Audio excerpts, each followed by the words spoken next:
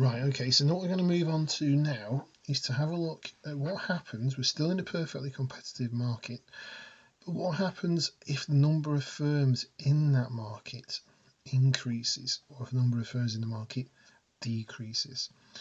So what we would do is have a look at the whole market situation at first. And if you remember from earlier on in the first year, we show an increase in supply, which is what would happen if there were more firms entering the market. More firms each making products will lead to more being produced.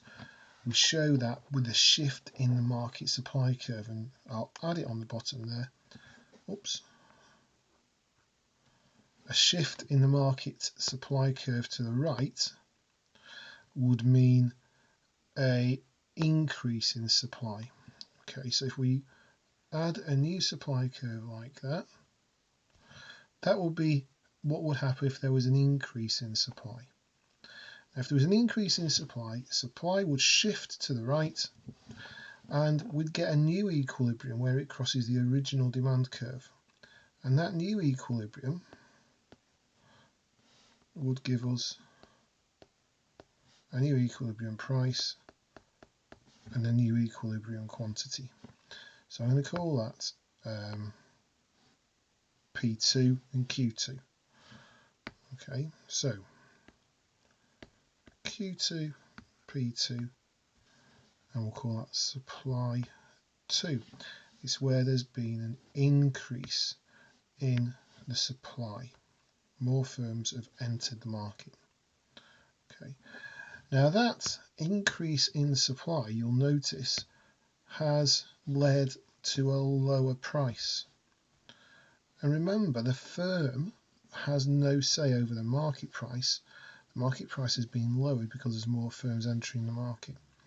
So what would happen then is the demand curve that the firm faces would fall.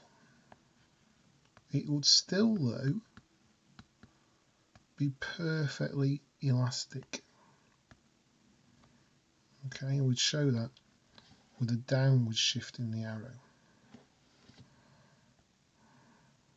Okay, so if more firms enter the market, that's really bad news for the individual firm because the market price is driven down, but it's still perfectly elastic.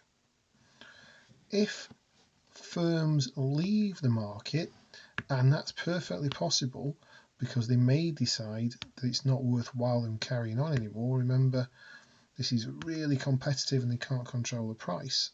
Then what we would see is a new supply curve shifting to the left to show a decrease in market supply, S3. That will lead to a change in price again. Do that in red. It will lead to a change in price. This time, though, the price would rise and the quantity would fall because we've got less quantity being made available to the market. We'd have a shift left. We'll call that P3, Q3 in a moment. But we'll just take that equilibrium all the way across to our individual firm, where you can see that actually what we've now got to deal with is a situation where demand has risen.